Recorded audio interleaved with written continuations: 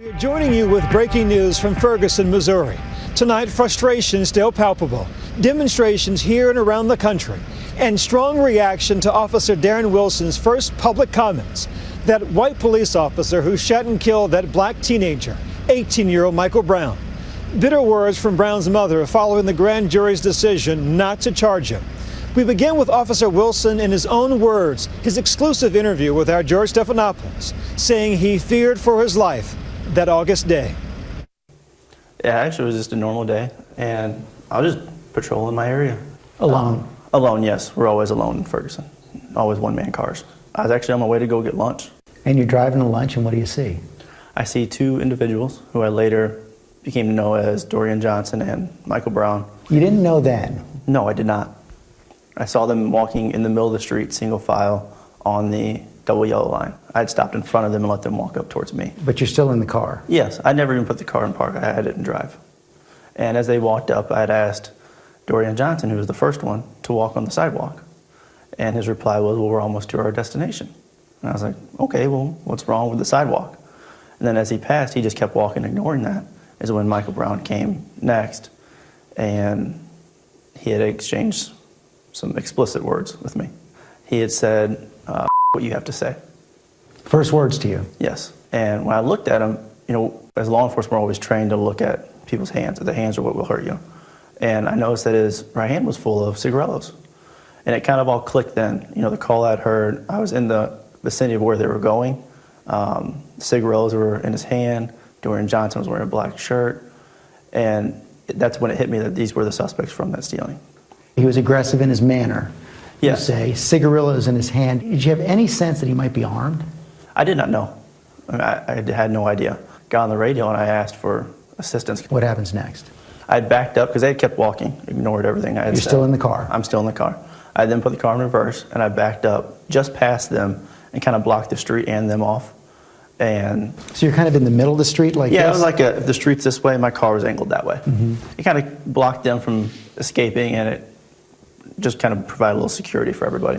And I had gone to open the door and get out of the car. And when I did so, as I was opening the door, I said, hey, come here for a minute. And that's when he turned and said, what the are you going to do about it? And slammed my door shut on me. Slam the door shut? Yes. So you're trying to get out, he slams the door shut? Yes. And? Again, taken aback because I've never been trapped in my car, I used my door to try and push him back and yell at him to get back. And again, he just pushed the door shut and just stares at me. So you're staring each other down? Yeah, he stares at me and he's like almost over top of me. It looked like he was trying to intimidate me. And as I look back at him, all of a sudden, punches start flying. He threw the first punch? Yes. He threw the first one and hit me in the left side of my face. Because, you know, some of the witnesses have said that they saw you trying to pull him into the car. That would be against every training ever taught to any law enforcement officer. Didn't happen? No, it did not. He punched you, and did he land a punch? Yes, he did. The first one that he hit me in this side of the face, right in this area. And then I don't know what or how many hit me after that. I just know there was a barrage of swinging and grabbing and pulling for about 10 seconds. What's running through your head? What provoked such an aggressive response to really nothing out of the ordinary besides a conversation? My goal when I originally tried to get out of the car was to get out and just talk with him for 30 seconds till backup arrived. And then we could investigate the stealing further. I had reached out my window of my right hand to grab onto his forearm because I was going to try and move him back and get out of the car to where I'm no longer trapped. And when I felt it, I just felt the immense power that he had. I mean, the way I've described it is it was like a 5-year-old holding on to Hulk Hogan. That's just how big this man was. Hulk Hogan? He was very large. Very powerful man. You're a pretty big guy. Yeah, I'm above average. I'm about 210, 215, but you know, from what I've heard, he was around 290. And then as I'm holding him, I see him coming back around with his left hand, and it's in the shape like this, and it comes in through the window and just a solid punch to the right side of my face. I mean, the next thing was, how do I survive? Because I didn't know. How do you survive? Yes, I didn't know if I'd be able to withstand another hit like that. I mean, you hear all the time, one punch and someone gets knocked out, and if I'm knocked out, then what happens to me? Because then I can't defend myself at all. So that was my fear, is if he hits me again, will I be conscious after that hit to still defend myself? So that's what you're thinking at that moment, I can't get hit again. Yes. And what do you do? I actually went through my progression of how do I get out of this? What do I do? What's my force that I'm allowed to do? And my training just overrode everything you could ever think. I mean, training just kicked in. What did your training do at that moment? At first I went to mace. But if I would have used that, it would have not only disabled him if it got to him through both our sets of hands, but it would have disabled me. So you go through the checklist, the mental checklist, you rule out mace. Yes. This is all happening in a split second. Yes. And the only option I left was my firearm. So I withdrew my firearm and I Where's pointed your gun at that point? I keep it on my right hip. I take it out and I come up, I point it at him. So you're no longer holding on to his arm with your No, right my hand. left hand is now blocking my face and I'm now getting my firearm with my right. Okay, so show us exactly what you did. I was like this and I brought my gun up like that. And when I said, get back or I'm going to shoot you. And then his response, immediately, he grabbed the top of my gun. And when he grabbed it, he said, "You're too much of a shoot me." And when he did that, he had twisted it and put it down into my hip and had the barrel dug into the crease of in my left hip. And while he's doing that, I can feel his hand trying to come over my hand and get inside the trigger guard and try and shoot me with my own gun. And at that point, I envisioned a bullet going into my leg. I thought that was the next So thing. both your hands are on the gun at that point? Yes. This hand's trying to just get it back, and my right hand was on like the pistol. And his grip. hand's over yours? Yes, it was over top. What do you do? I had managed to wiggle, only a couple inches. I just slide over just slightly, and the force of him pushing down actually slid off the side of my leg, and when it slid off, it's now pointed down at the floorboard. Well, I didn't have enough strength to pull the gun up, and with just one hand, I couldn't maneuver it. So I took my left elbow and locked it into the back of my seat, and I just pushed as hard as I could like this with both my arms. And I ended up getting it to slide up my leg towards my knee, and when it got to, fully outreached, I noticed it was lined up with the silhouette of his body. And that's when I pulled the trigger for the first time. What happened? It didn't go off. The gun was actually being jammed by his hand on top of the firearm. I believe his finger was blocking the hammer from striking the slide. So I tried again, and again another click. And this time I'm like, this has to work, otherwise I'm going to be dead. He's going to get this gun away from me. Something's going to happen, and I'm going to be dead.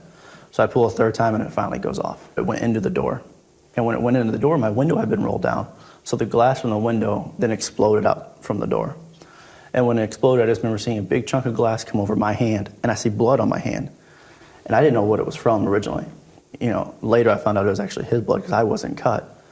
But after the glass flies over, I look at him, and he kind of backs up about 6 inches to a foot. And it kind of startled both of us. That was the first time you'd ever used your gun, right? Yes, it was. What were you thinking? We were both in shock. That's all. It was shocking having to pull it, but it was also at the same time it was shocking that this was the only option I had. After I look at him, he's kind of shocked. He gets even angrier. His aggression, his face, the intensity just increases, and he comes back in at me again. And when he comes back in, I just block my face again, and I put my gun up and try to shoot. Well, it doesn't shoot that time either. Now it's jammed again. Again, training just kicked in. I never even thought about this. Just your gun jams your racket, you get a new round in there. And when I did that, I wasn't looking at him. I was just like racket, expecting another hit, and I put my gun up and fired. And after I fired that shot, I look over. He's running. It went off that time. It did go off that time. He starts to run, and I see the dust cloud behind him, and I'm like, okay, I missed. The round didn't hit him. Then I go to exit my car. And when I'm getting out, I use my walkie, and I say, shots fired, send more cars. And I start chasing after Michael Brown. You sent that radio message, shots fired, send no cars, but nobody got it. No. How come?